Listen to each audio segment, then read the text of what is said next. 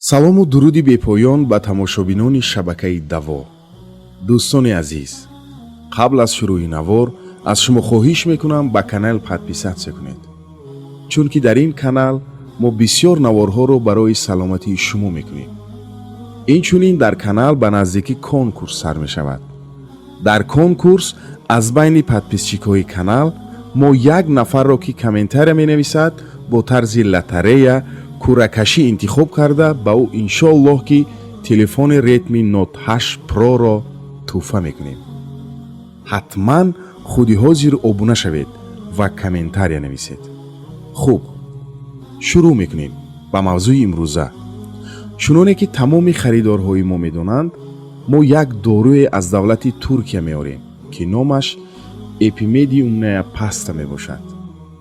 ин дору аз гиёҳи зиёд тайёр шуда ҳам мардон ва ҳам занон онро истеъмол мекунанд. ин доруро дар ширкати Темраи Туркия аз 21 намуд гиёҳ тайёр мекунанд. дар Русия 2 намуди он вуҷуд дорад, ба забони туркӣ ва бо забони русӣ. ҳар ду намудашро ширкати Даво дорад. албатта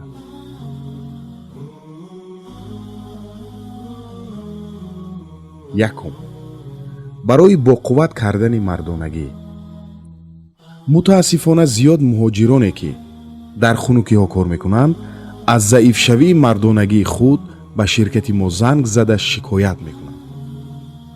мо албатта духтури бо таҷрибаи худро дорем ки ба бисёри онҳо Epimedium Neapasta-ро тавсия медиҳад. инчунин занҳо низ метавонанд онро истифода баранд. ҳам мард ва ҳам зан якҷоя. барои боқувват кардани мардонагӣ ба шумо кифоя аст ки ним соат пеш аз ҳамхоба шудан бо оилаи худ як қошуқчаи майдаи онро истифода кунед. як банкаи он қариб 20 рӯз мебарад. ногуфта намонад ки шумо пас аз бас кардани ин дору қувваи мардонагиатон иншоаллоҳ ки хеле хуб мешавад. яъне шумо ба ин дору одат намекунед. дуюм, барои табобати простатит бо якҷоягӣ бо дигар доруҳо. зимистонҳои Русия мутаассифона бисёр муҳоҷиронро гирифтори хронический простатит кардааст. простатит чист? простатит ин шамол задани узве бо номи простата мебошад ки он барои фарзанддор шудан, яъне боқувват кардани сперма ё ин ки сперматозоидҳо роли муҳимро бозӣ мекунад. беҳуда дар тиб намегӯянд ки простата ин дили дуюми мард ҳисоб мешавад. агар он бемор шавад, яъне шахс гирифтори бемории простатит шавад, фоизи сперма паст шуда оянда мард наметавонад фарзанддор шавад. ин хело муҳим аст. диққат бародарони азиз, танҳо барои табобати хронический простатит ин дору бо ҳамроҳии фитосвечи ва хелба якҷоя истифода мешавад. албатта дар ширкати мо ҳамаи ин доруҳо ҳастанд. барои табобат инро пеш аз ҳамхоба шудан бо ҳамсари худ як қошуқча истеъмол мекунанд то тамом шудани банкаи Epimedium ки чанд рӯзе барад. инчунин ногуфта намонад ки дар ҳолати табобати бефарзандӣ занҳо низ онро истеъмол мекунанд. сеюм, барои машқ. шахсоне ки машқ мекунанд метавонанд ки як қошуқчаи хурди онро пеш аз машқ истифода баранд. он ба шумо қувваи бениҳоят зиёд медиҳад ки шумо худро бениҳоят хуб ҳис мекунед. чорум, барои онҳое ки тез тез бемор мешаванд. онҳое ки тез тез бемор мешаванд, сабабаш ин аст ки иммунитеташон заиф аст ва ин дору иммунитети шуморо боқувват мекунад. шахсоне ки оила доранд албатта онро метавонанд истеъмол кунанд. панҷум, барои онҳое ки зуд зуд монда мешаванд, беқувват ва хаста худро ҳис мекунанд. барои инҳо низ даво беҳтарин аст ва ҳатман онро як қошуқча дар як рӯз истифода кунед. дӯстони азиз, бо вуҷуди ин ки доруро қариб дар тамоми Европа истифода мебаранд ва дӯст медоранд, ба баъзе шахсон ин дору мумкин нест. барои занҳои ҳомиладор, барои шахсоне аз 18 сола поён, барои шахсоне ки бемории қанд доранд ва барои шахсоне ки бемории дил доранд хӯрдани он мумкин нест. диққат дӯстон, як чизи бениҳоят муҳимро ба шумо гӯям ки ин доруро танҳо шахсоне истифода кунанд ки оиладор ҳаст ва ба оилаи ҳалоли худ ҳастанд.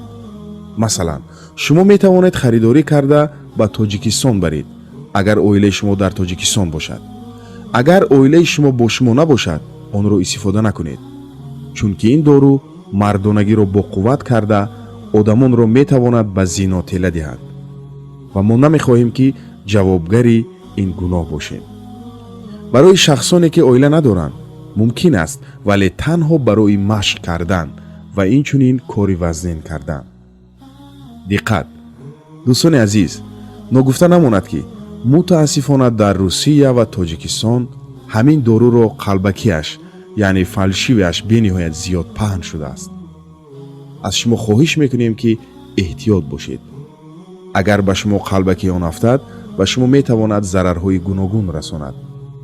ба маълумоти шумо мерасонем ки ин доруро танҳо аз Турсия мешавад дастрас кард ва мо, яъне ширкати даво, бо ин компания ки терма ном дорад, аллакай хело шуд кор мекунем.